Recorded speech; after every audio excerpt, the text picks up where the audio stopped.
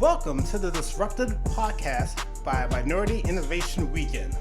Minority Innovation Weekend is a weekend summit dedicated to aiding minority innovators launch tech-focused startups, exploring emerging technologies, and showcasing tech startups that have a minority founder or co-founder. During each episode, we will discuss innovation, news about tech startup, as well as the startup ecosystem, and interview people of color throughout the startup ecosystem. Welcome to the Minority Innovation Weekend Disruptive Podcast, hosted by Michelle, Sir Walter, and Jerome. Right now, we're joined by two distinguished gentlemen from Pitch Creator. We got Jason Tagler, volunteer director and founder, as well as coach instructor, Calvin Young. How are you guys doing? They were good. Hello. Doing great, thank you. So excited to have y'all on this podcast today and kind of talk a little bit about the work that you've been doing with Pitch Creator, and would love to kind of kick things off. So as really the founders and really instructors of Pitch Creators, what was your purpose behind it and the goal behind creating this platform? Well, first, let me first not take any of Jason's shine. Jason is the sole founder. I just instruct and coach. So, Jason, I'm gonna let you take it and talk about how you answer the question. Sure. Well, Calvin's made a big impact on a lot of things that we've done at Pitch Creator, but Pitch Creator was founded in 2014 with the goal of creating jobs initially in the Baltimore area by teaching entrepreneurs how to communicate with investors and raise capital. So we started by teaching live classes, and it was really me teaching classes in incubators and accelerators. I saw this problem where I saw a lot of really smart, energetic entrepreneurs who were working really hard, and then when they were out trying to raise angel or seed rounds or whatever they were trying to do, they were getting passed over by investors. And the directors at the incubators were saying, oh, it's because the angel investors in our area don't invest. And I used to live in Silicon Valley. There's some truth to that, but a lot of it is that they just really didn't fundamentally know how to communicate with investors. So I founded it under that premise. I taught classes. I couldn't find really good instructional materials, so I created my own e-guide. So it sort of morphed into classes and then sort of a blog with e-guides. In 2017, we created a online course. Now we have multiple online courses, and we're self-funding, so I volunteer my time, the advisory board's members volunteer their time. We create and deliver courses. Some are free, some are paid, some are online, some are live classes, and then we reinvest the profits by hiring freelancers and consultants. They might be 1099s to do coaching. They might, we've got 1099s that help with video, audio, graphics design to constantly improve the platform. And our goal is to break even or be cash flow break even each year. We usually lose a little bit of money, but we get pretty close. And we serve three categories of people.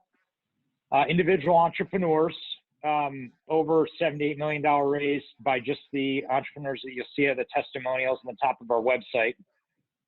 And then college instructors who are preparing students for a Shark Tank investor pitch competition, either in their class or at their school. And then the third group of people we serve are just accelerators and coaches who are working with entrepreneurs and trying to help them prepare to raise an investment round. And, the team has experience both on the investing side and the fundraising side. So I like to say both sides of the negotiation table. So as a team, we've invested over $120 million in different companies of all kinds of stages: angel seed, VC, growth, buyout. And then we've fundraised and raised over $150 million for individual companies as well as funds. And we try to bake when all that experience is baked into our courses. And I think that's, sort of the fundamental outline of what Pitch Creator does. Thank you. Thank you, Jason. So earlier you mentioned that Pitch Creator has an online portion. Have you seen an uptick since the Corona crisis? Well, we a little bit. We get a lot of recurring customers. We have a course that individual entrepreneurs can go right to the website and use. And it's really designed for entrepreneurs with an existing business that are generating revenue, and they might be raising their angel rounds, a seed round, a VC round, a growth equity round. It's called a foundation course, and it's designed to teach fundamental principles. Think of it as like, the 101 class that you would take in college. And then on top of that, builds more advanced classes that are mainly live instruction. But the fundamentals course, the foundation course, is online. And we've probably seen a little uptick in that, but we have a special version of that course for colleges and universities for instructors to use. And that's kind of tied to when they have their pitch competitions. And right now what's happened is a lot of them have had their pitch competitions and their Shark Tank competitions inside the colleges, were planned already for this semester, and they're moving them to online formats. So they're still using the course. And interestingly, everyone's looking for more online content. And the college foundation course and having that virtual pitch event for the students is actually really important, because particularly right now, having something like that, it tends to really get them more engaged in the class, because they know they're going to have to pitch. And even just doing it virtually, they still have judges, and some of them are still running prizes, or they're actually awarding money. So, I don't know that it's necessarily picked up in volume, but the importance of it has probably gone up to colleges and universities. We might see that, start to flow through next semester. So, like, what stage of the business are you targeting, or would benefit from Pitch Creator the most?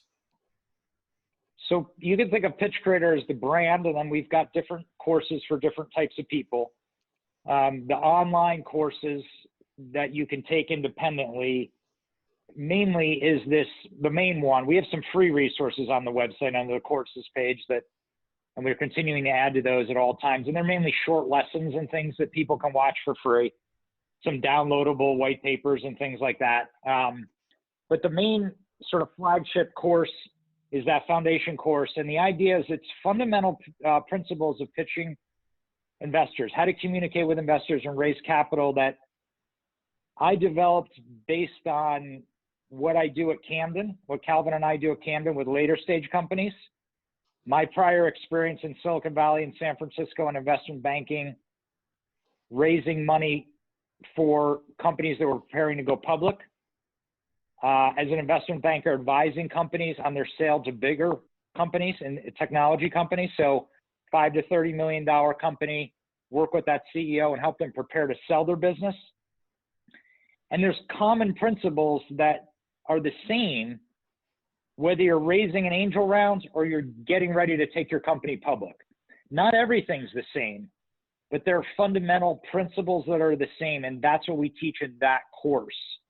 So if you go to our website, on the top there's testimonials, and they're actually broken down by first-time CEOs in early-stage companies, late-stage CEOs, repeat CEOs of late-stage businesses, college instructors, accelerators, because that course is so fundamental principles-based, it's used by a lot of people. And I've had repeat CEOs who have raised rounds for multiple companies, mainly in a workshop format, go through that course and say, hey, this really, by going back and going through the fundamental principles again, they've learned something. Because a lot of times, even if you've raised money for multiple companies, unless you've really worked with an investment banker and gone through a full sales process with an investment banker, or taken a company public with an investment banker, there's a lot of things that are fundamental that you might have missed over time. And that's what we try to teach in that core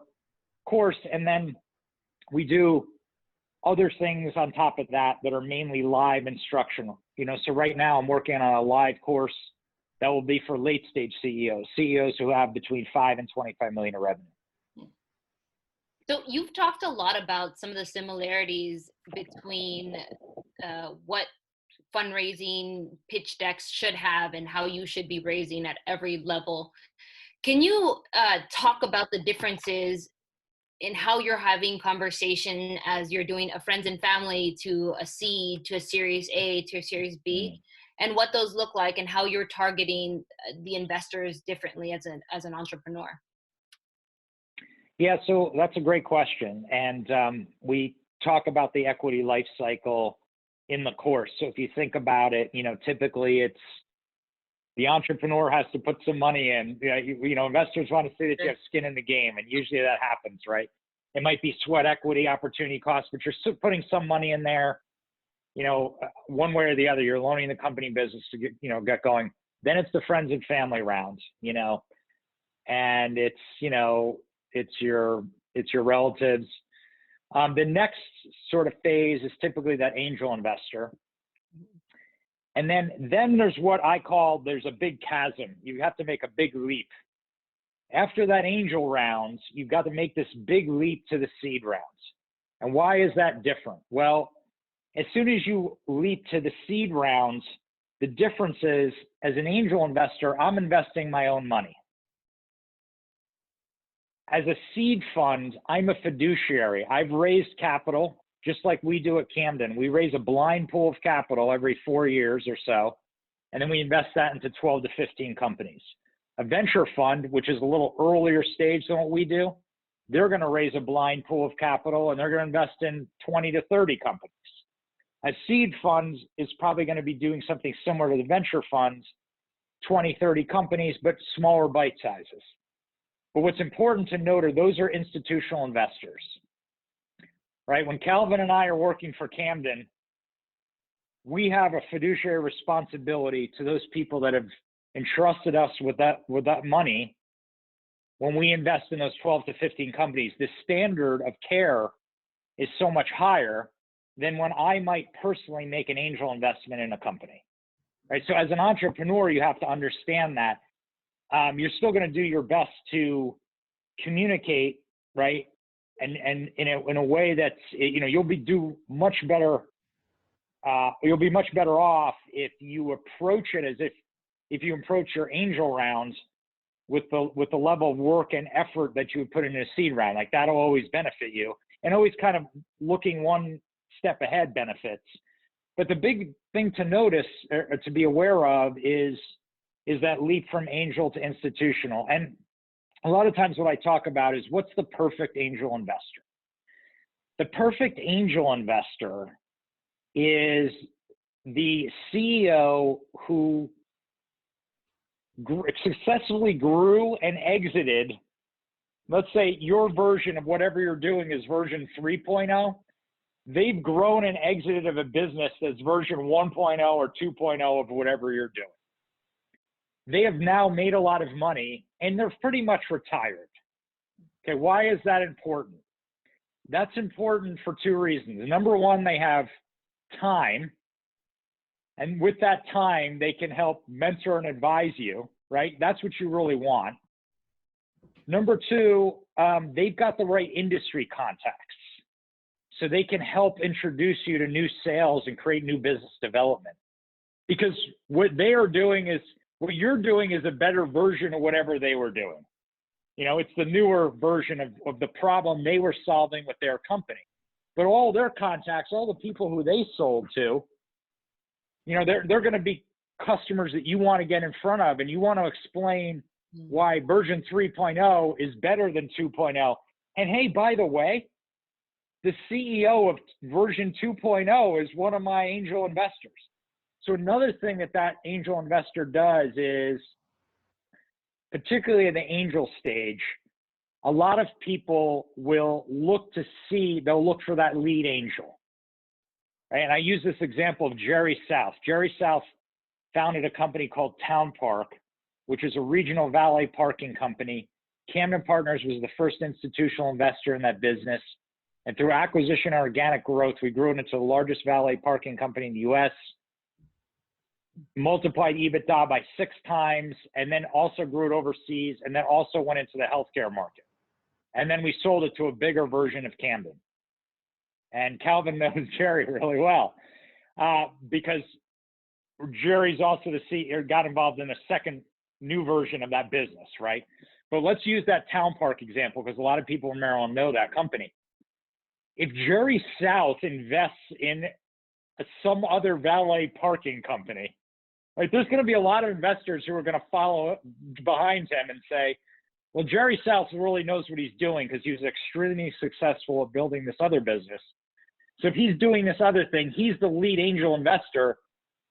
I'm going to invest just on the basis that he's putting his money in. So it's kind of like a lemming effect to a certain degree, right? So that's what you think about when you have that lead angel. Number one, they have the time. They have money to invest because they've been successful. They have the business context. They're going to create that lemming effect because other angel investors are going to follow them. Then there's another thing that's important to think about. Everything about investing is balancing risk and reward. So they understand, Michelle, whether they understand the risk and reward of your business better than anyone else on the planet because they ran and exited 2.0. And if your 3.0 version is truly better than what they were doing, they will recognize that immediately. And the risk reward to them will always be better than the risk or reward to somebody else like me. I might not understand that business quite so well, right? And that's also part of the lemming effect. Other people realize that, oh, if this person is investing in Michelle's 3.0, it's got to be good. So that's what you look for a lead angel investor. Some of those attributes are similar when you jump over to the seed round. But again, you're really thinking more about fiduciaries. You know, even at the Camden stage, a lot of what we do in terms of diligence is so much more than what a venture firm might do or a seed fund might do because we're later stage. But as you go up the equity life cycle, the big jump is between angel and seed, and then, you know, it just gradually goes up from there. Does that answer your question? Yes, that was super helpful. I think that from what you've talked about, it seems like when you're having conversations with your investor, if it looks like an angel investor or an individual investor to someone that is an institutional investor, there has to be alignment in the kind of business and the relationships that they have, and then maybe messaging to them in different ways. And is that something that you've done through pitch, through the work that you're doing with Pitch Creator to help them hone that message? Yes, a lot of what we talk about, or I think fundamentally a lot of what we do, is what I would call learning the language of investors. There's probably 15 to 25 concepts that investors care about, and they're different than what your customer cares about. So you could be a very successful CEO at selling to customers, but you have to understand that investors are a different type of customer, and you have to understand their language and how to speak to them. Because statistically, as an angel investor, I'm going to look at 40 companies for every one I invest in. And Calvin and I, and Calvin can attest to this, we're going to look at over 100 companies at Camden for every one we invest in. So some of that is what you just pointed out and what we were just talking about is I'm going to have particularly at Camden, I'm going to have a very specific types of companies and industries that I'm an expert in, right? The risk and reward of those businesses is going to look better. I'm going to tend to want to invest there because I can help those companies grow. Same as an angel investor. So some of it's that, but some of it's also, particularly at the angel stage, if you can't communicate to me as an investor, if you don't understand the language of investors, right, and you don't pitch me very well, I can't invest in your business, even if you have a good business. The reason is, as an angel investor, I know you're most likely going to need to raise more money. And if you don't know how to communicate with me now, you're not going to be able to raise money in the future, and I'm going to lose my investment. Now, I might say to myself, I don't know. I'm going to put a lot of effort in to weed through Michelle's pitch and try to figure out and spend a lot of time and figure out whether she's got a good business or not. I might decide to do that, and angels sometimes will. But the reality is, if I'm a really disciplined angel investor and I know I have to look at 40 companies for every one I invest in, and I need a portfolio of 25 companies to really be successful, because a lot of early stage companies, I'm not going to get my money back. Doesn't mean they're going to wipe out, but I'm going to get diluted down by future investors. So if I'm really good angel investor and I'm very disciplined about my portfolio, I don't have the time to spend with you to do that. I'm going to pass. I have to.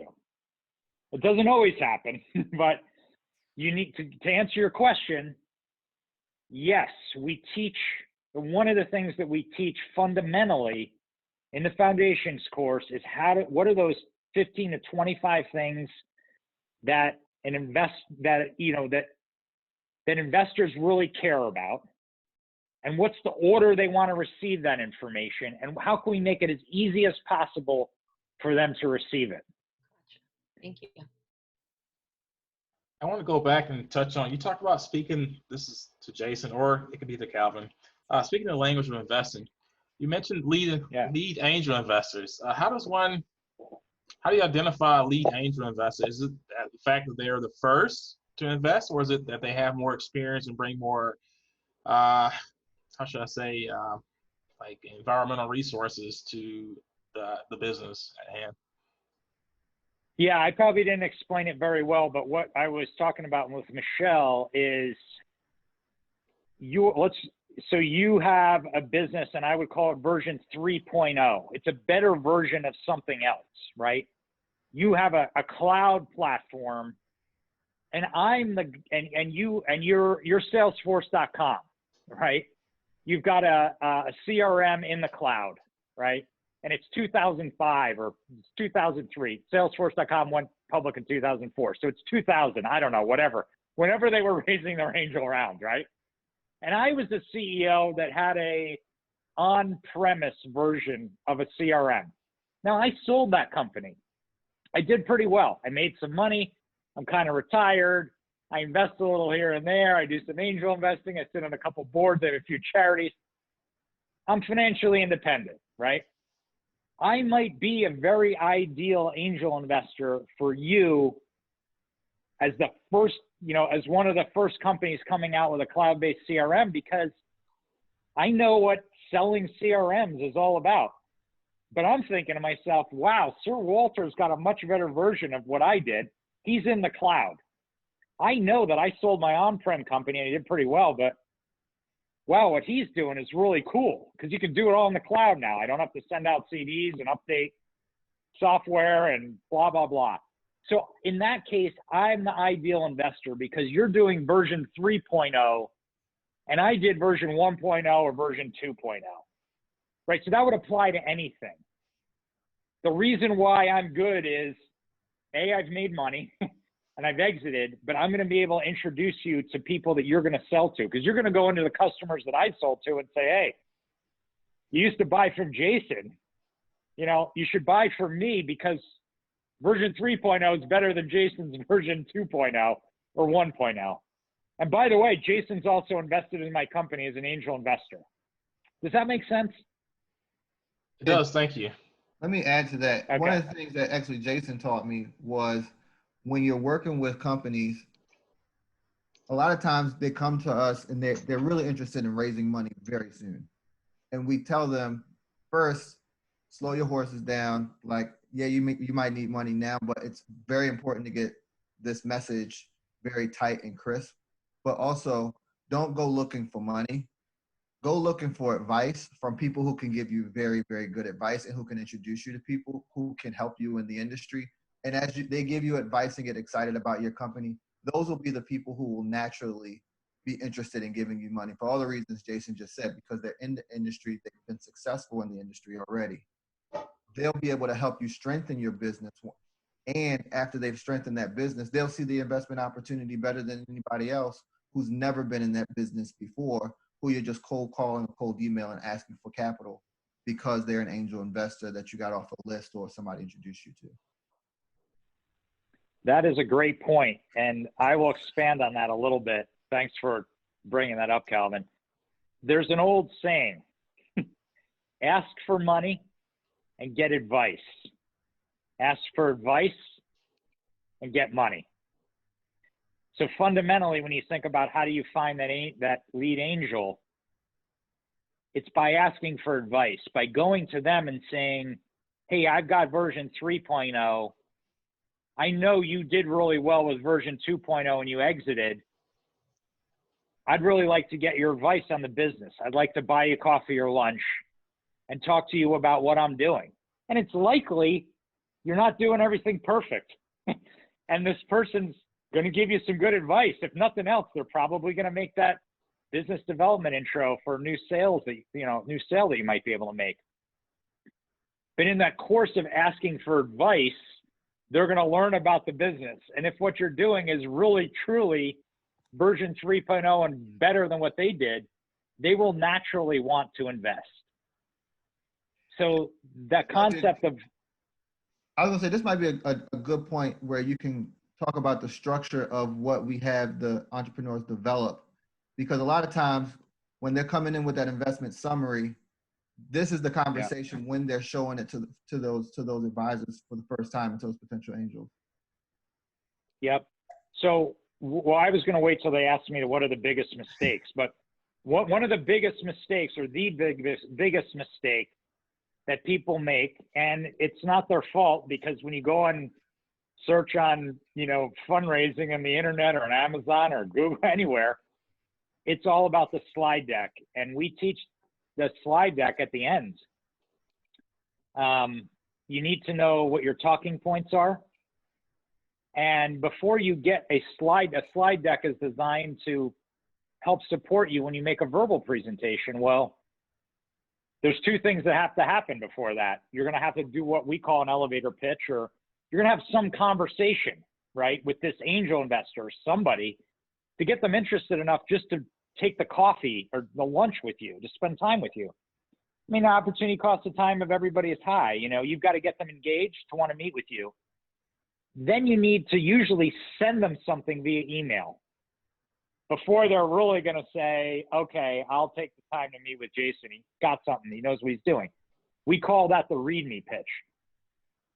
And we focus a lot on that because that's your talking points. If you really get that nailed down, then you create the listen to me pitch, which is the slide deck, which you're going to use at the end. So maybe, Calvin, you talk a little bit about, in coaching, why we start with the listen to, or the read me pitch, what it is and what's on there, and how that could be used to naturally have these asking for advice conversations, which would naturally turn into, in a very fluid way, an investment from an angel.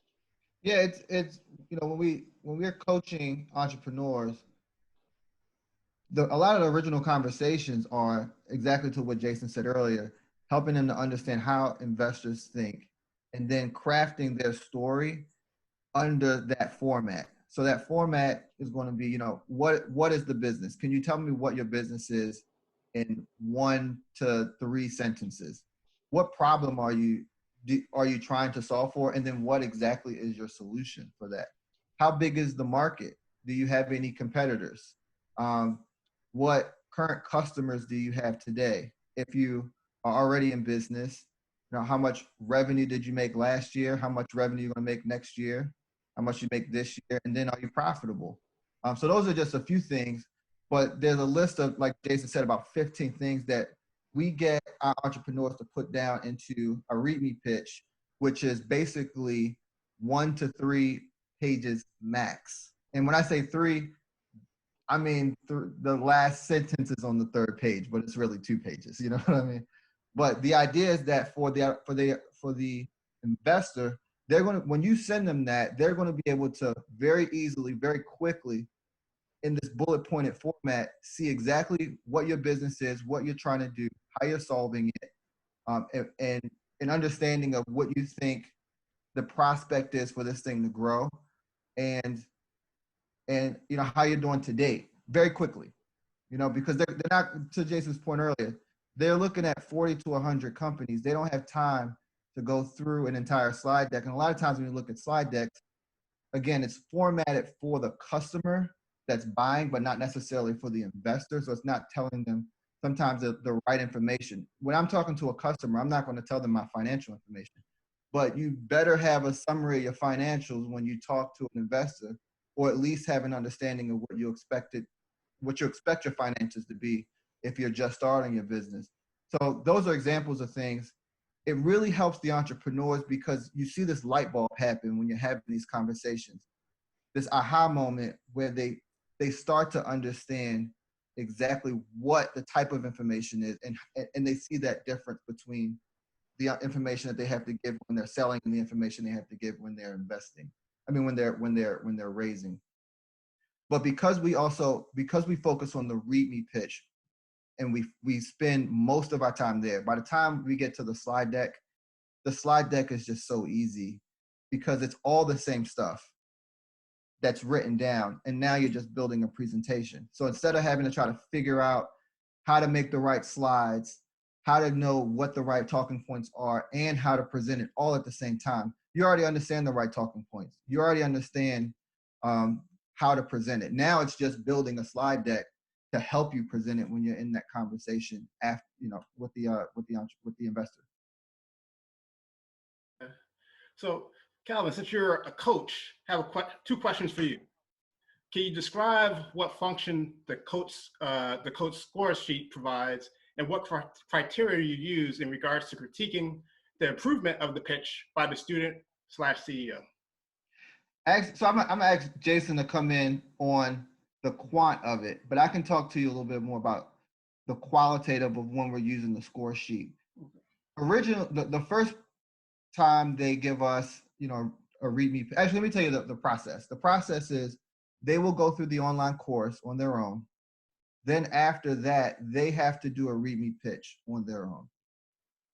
Following that, they have to then send that README pitch to 2 to 3 advisors. That it's not me, people that trust them, that they trust, that know their business and are invested in them as a person, to read it and give them feedback. After that, then they send me the README pitch, at which point I'll then read it, red ink it, and then have a one-on-one conversation with them about the business that they're building. Sorry, something just dropped. The business that they're building, what they've written, and to give them that investor's eye. After that, everything changed. They do a whole new, README pitch, and it's completely different. But in that moment when I'm helping them, after that first point, I'll do a sort of baseline benchmark on the score sheet that then goes to Jason, and that's really just to see kind of where they were after they had that first conversation with me. It also allows me to then know where to focus my attention with them on. Because a lot of times, for example, one of the things that's always very difficult is total addressable market for especially very early stage companies. So I usually have to spend time there, and on the financials, I find more than, say, the problem and the solution. But it allows us to be able to focus, as coaches on, where should we make sure that we are giving them the most time. But then also, when if they're in a pitch competition, by the end of the pitch competition, they need to have improved, and I need to be able to measure that so that the folks that are running these competitions can see the value that they're getting from the pitch creator course. Jason, did you want to add? Yes. Yeah. So no, that was good. Really, the score sheet, the coach score sheet, is exactly that. There's sort of 8 core learning objectives. They're very similar to the things that Calvin mentioned earlier. How do you summarize your business? What's the problem? What's the solution? What's your revenue model, the TAM? There's certain things and then they repeat through the course, right? Because your slide deck is being built on your README pitch. So those things repeat. And really, it was initially designed just So if Calvin's coaching 5 or 6 people at the same time, or 10 people at the same time, and I'm coaching some, it gets a little confusing. So the coach score sheet just helps you say, all right, for this particular entrepreneur, this is where they were. This is where they are right now on 8 core learning objectives. I'm going to score them. I might write a couple qualitative notes. Then when they come back with the next version, I can go right to that and see, all right, here's where they are. Oh, they really improved here. They didn't make a lot of progress here. It's a way of staying organized. But what's happened with it is, particularly for not-for-profits where they're going out to raise grant money, at the end of this, you have a relative improvement score for each entrepreneur. You can then average those scores and show how much, on average, how much improvement the program created. And for something like pitch coaching, which is normally very labor intensive, and the course takes a lot of that out, because for the coach, you're leveraging the course that the entrepreneur is doing it on their own. So it takes a lot less time than it would be to try to do a one-on-one. But then now so you're saving a lot of time if you're an incubator, accelerator, or whatever. And then you're also, all the coaches are doing this score sheet because it helps keep them organized. But at the end, you can quantitatively show the improvement of all these entrepreneurs. Now, when you go out to try to, write another grant and raise more capital for your program next year, you can show a quantitative result. And that's really for pitch coaching, especially, which is, people usually think of it as qualitative, like, oh, I went to this thing last year and they were a lot better. Right now we can actually show quantitatively, how did each one improve and how did it roll up into a score? And that's by accident just turned out to be something extremely valuable to the not-for-profits who are raising grant money. And it was really intended just to keep the coaches organized. And then the same thing can be used at the colleges. It's a way for them to say, hey, our program's really helping the students, and quantitatively, here's how they did. And that helps them. It might help a entrepreneurship instructor get more budget for a bigger competition, or maybe get some prize money, or get an alumni to sponsor their pitch event to provide prize money, which really, provides more motivation for the students. So it's been important for them as well. And it was a little bit of an accident. It was really intended, when Calvin was working with a lot of entrepreneurs, as a way to kind of stay organized and see what was going on. Gotcha. So I know that we touched on this a little earlier on our podcast, but we talked a little bit about COVID and how it's impacting entrepreneurs. And as a current entrepreneur, I'm in the process of scenario planning, understanding cash flow, making some really hard decisions. So with that as a background, understanding that we are in a global pandemic, that many economies around the world have halted, how are you changing or modifying the pitch creators' content in a difficult time? And what kind of guidance are you giving to your entrepreneurs that you're coaching? So Pitch Creator is a volunteer nights and weekends project. So I, full-time at Camden. So it's more about you're working with, right? But yes, we can talk about both. I just say that because sometimes I forget to say that, and it's the goal of it is to try to create jobs, and we hope to break even each year. And I usually end up losing a little money, and I subsidize it. We just so there's sort of do whatever we can with the amount of time that we have. So we haven't been adjusting the online courses in any way. I think the same would apply. I and Calvin work together on a lot of the same companies at Camden, and we're engrossed in helping our CEOs and management teams survive, right?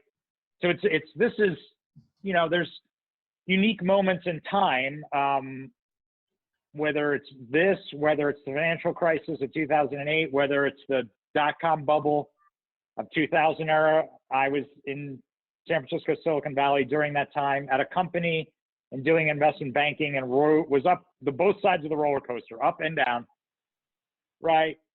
in these unique times, everything changes, right? Everything now is on cash management. How much runway do you have? And can you be nimble, and what sort of sources of capital can you access that are uniquely available right now, right? Through the PPP program. So that's what we're really focused on with our companies, helping them try to take advantage of those situations. And also just to be defensive, because if you think about what's most important right now is being always an entrepreneurship means really two things: getting comfortable with failing and learning, and learning and getting better. That fundamentally is what entrepreneurship is about. And that really is just being able to adapt. Well, right now, you have to be able to adapt to be able to survive. Mm-hmm. If you can fundamentally survive, that's going to give you a big advantage there's going to be competitors who are not going to survive. So right now, it's more about survival than anything else. So it's shifted from, raising money to grow to what do you need to do to your business, and what do you need to do on the fundraising side to survive? That might be changing your cost structure. Things like growing your sales and marketing team don't make sense now because we don't know whether those people are going to be needed or not. If you have a choice to spend $1 on sales and marketing and $1 on research and development, you spend $1 on research and development because you're going to get something out of that. Whereas sales and marketing, you're not sure because there might be nothing, there might not be something to sell to. So you might hold back on that $1. But I would say everything right now is more about survival. Calvin, what would you say to that relative to Camden companies we're working or whatever? Well, I'd say, specifically the coaching of Pitch Creator first. Though, since I've been involved with Pitch Creator in 2018, by then Jason had already done the first version of the course online. It's 100 times better now than it was in 2018 because he's continuously worked on it. But I've been able to, through coaching and other coaches, really do a lot of it through Zoom or through phone calls anyway. Usually I wouldn't have, there wouldn't be a need for an in-person until you're really prepping for the pitch for the actual pitch event. So for a lot of companies right now, if they're not at that stage where they're ready to pitch, it's right here. And this is as effective as having the conversation in person. I think because most of the pitch competitions are becoming virtual, this also seems to lend a helping hand towards getting folks comfortable with pitching, from their living rooms as opposed to being which actually might be more comfortable than pitching in front of a live audience. I think from a Camden perspective, it's exactly what Jason said. Everybody's in survivability mode right now. Mm-hmm. Some companies that are seeing a tailwind because of this, because they're already, virtual, or their offerings just become more in demand because people are moving more virtual. And then there are companies that have a significant headwind right now. And, for those companies, like Jason said, it's survival, it's cash management. Unfortunately for some companies, it means furloughs, not just in the Camden. I mean, this is systemic, right, across the entire economy. Furloughs, people losing jobs. But the idea that we can continue to make sure that the company survives and can continue to thrive after all of this is clear. Camden is a firm that is focused on growing companies. There are PE firms that are buyouts and then they slash and burn and they make money through financial engineering. That's not Camden. Our main focus is to help a company go from 5 million to 50 million or 10 million to 100 million. So times like this are very critical for us because it's not a time of growth. And because it's not a time of growth, making sure that companies know how to maintain and manage through the crisis is just very important. And it's frankly one of the ways we add value as a firm, because we work with so many different companies. We can see what many companies are doing and the benefits or the positive things that happen over here, we can transfer over here to this other company so that everybody benefits from the collective work. Thank you.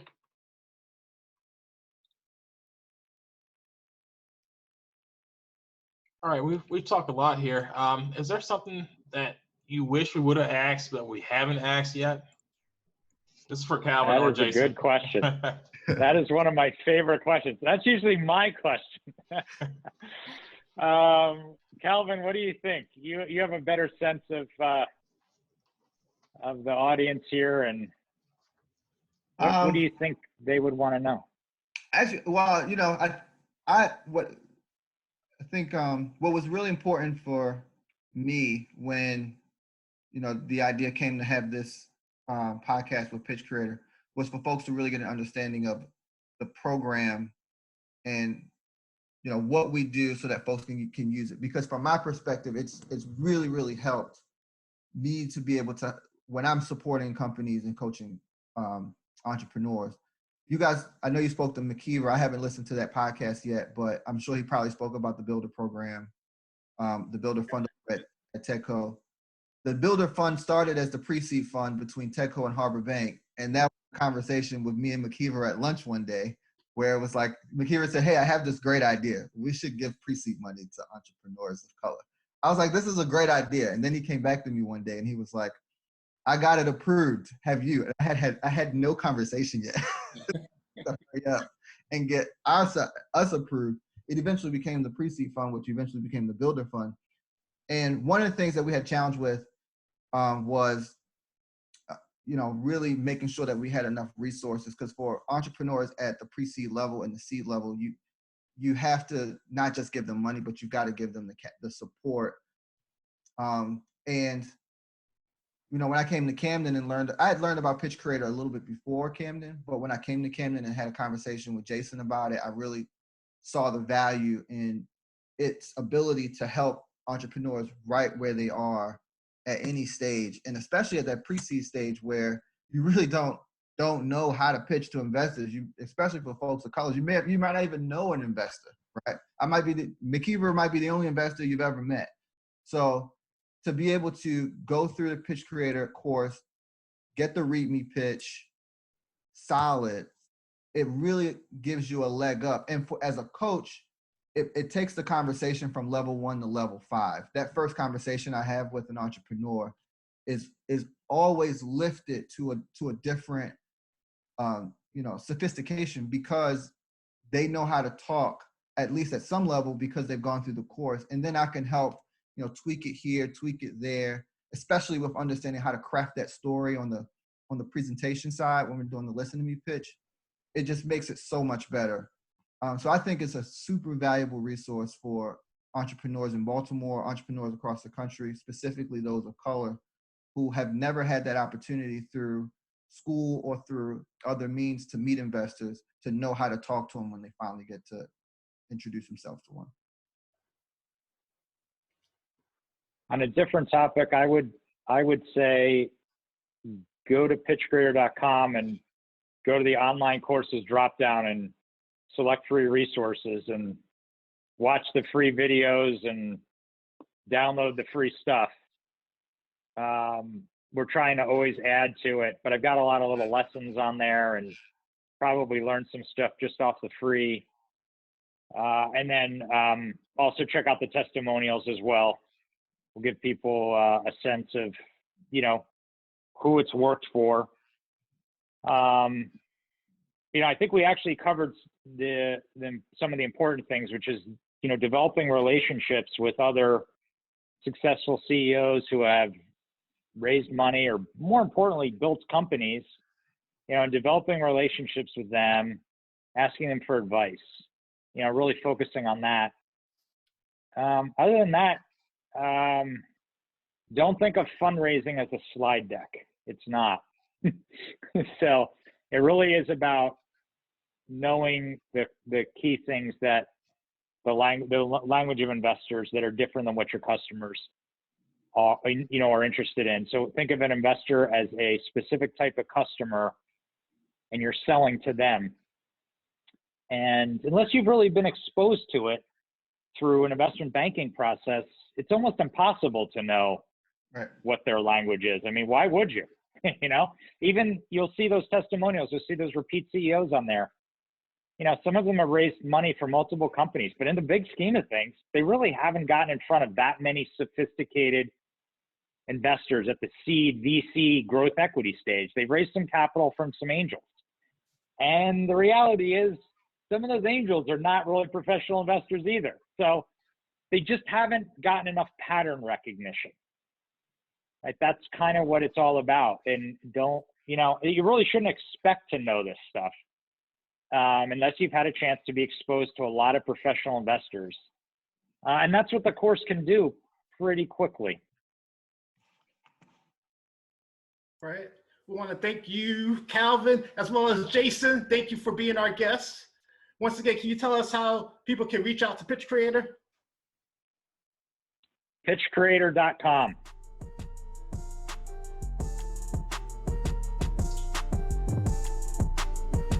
That wraps up this episode of the Disruptive Podcast by Minority Innovation Weekend. If you haven't already done so, please subscribe. Check us out online at www.minorityinnovationweekend.org and connect with us on Facebook, Instagram, Twitter, and LinkedIn.